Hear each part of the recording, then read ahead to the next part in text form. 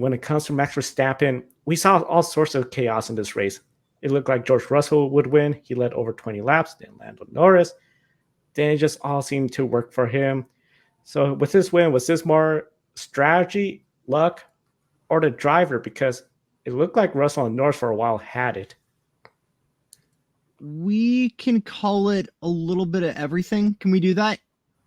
I mean, when my brain instantly thinks of Max Verstappen, we go to Brazil 2016, right? In that master of a drive. And what that is instantly telling me is Max Verstappen is a very good driver in the rain. When you think about George Russell at Imola in 22 and Lando Norris in 21 in Russia, these are drivers that are not fantastic in the rain. I think it's for sure. If you want to say luck because of weather, sure.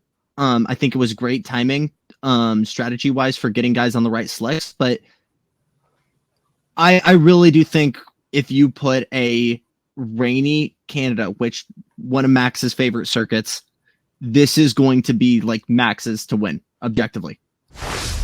I think that race was fantastic. It really was one of the best of the season because it had a little bit of everything in it. It was raining, it was drying up, it was raining again. We had crazy strategies in tyres as well. And I think it all came down to the fact that that Red Bull, the RB20 that Max was driving, has had problems throughout the weekend as well. It was slow in practice. It didn't top a session. Once again, we see Max Verstappen only topping a session.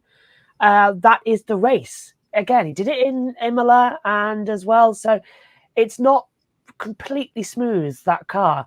And it is getting a little bit vulnerable. The armour starting to weaken. And we saw it even when in the race, when it was starting to dry up, he was coming over the radio saying to GP, I can't touch the curbs. Every time I touch the curbs, it feels like it's knocking me out.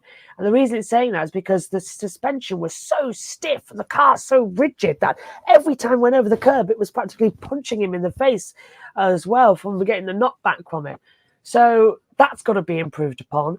I think Max winning today was down to talent and the right tyre and the pit stop call, because in that second safety car, Lando dived into the pit lane and he got out, if you think about it, he got out ahead of Max, but he was on the wet part of the track on brand new dry tyres that had no temperature in them and went off the track. So Max sort of looked into it there, but then on the restart dominated as he always would. So Max had a very good race today. Definitely think that Norris and Russell had it, but look, we've got a race on our hands here. So we're going to have... Ferrari didn't turn up. If Ferrari turned up, this could have been very different. But they had a weekend to absolutely forget. Brutal weekend for Ferrari. I was convinced after a while, because remember, Max had a small off-track moment. I thought, similar to Miami, he may have had some underfloor, underbody damage and was not going to be able to get around or hold off Norris. But after that pit stop, it was just like, another level of Max Verstappen just cannot be beat. And as you mentioned, Ferrari, no points scored. Neither driver finished the race when Carlos Sainz went spinning, made contact with Alex Albon, ruined his race. And Charles Leclerc, the issues from the engine. Then they made a pit stop. Let's go on slicks just as the rain showed up. And let's go back on the intermediates. Just did not go. Kobe, I'll start with you. It's been a while since we said Ferrari doing what Ferrari does. Is this a red flag of more troubles, or were they just a victim of the circumstances of this weekend? Well, given how things have been looking lately for Ferrari before this race, I'm just gonna go out on a limb and say that this was just a victim of circumstances this weekend. That this was probably a throwaway weekend for Ferrari. However, I will say if this continues at the next Grand Prix and the Grand Prix after that, then we may have a problem on our hands. But yeah, I was really shocked to see how off Ferrari was this weekend. They were absolutely nowhere. The race was a complete disaster for both Charles Leclerc and Carlos Sainz. So there's really nothing more that Ferrari can take away from this race, is just to completely forget about it and wake up tomorrow is a new day. So we're going to start focusing on the next race. But I think the biggest red flag needs to be for a certain driver who drives for Red Bull Racing, which is Sergio Perez, who just recently signed that contract extension.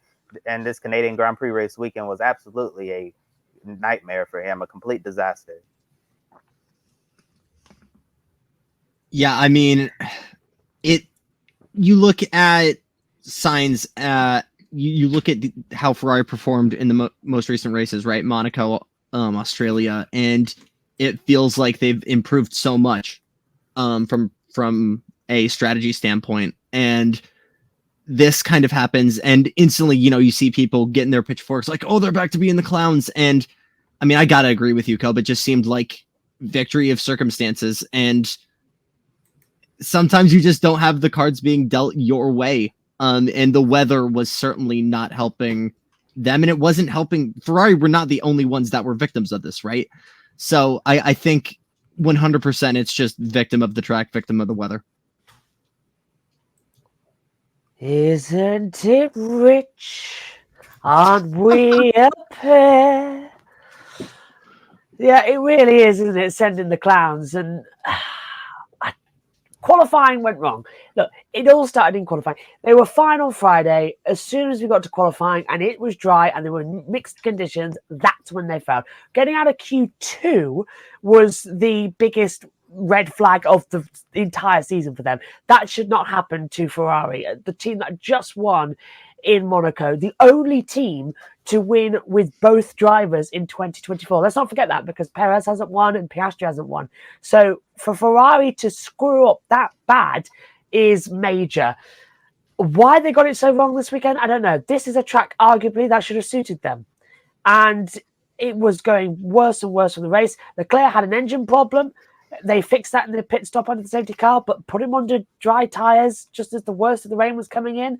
And then when it, as you said, Joe, when it stopped raining, and that might have actually been an interesting strategy, they put it back on intermediate tyres.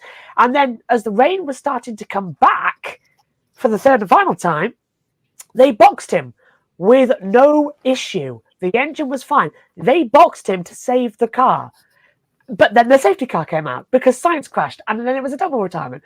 So it was like, why retire the car? There should be a rule that you cannot retire the car unless, one, you are physically ill, or two, the car is literally like, one wheel left on it or something like that. If the car's perfectly healthy, you shouldn't retire the car, because what is the point? That is completely ridiculous, and it could bring up race fixing allegations. In my opinion, it should just be, you shouldn't retire the car unless there's a medical or physical or the car is a problem.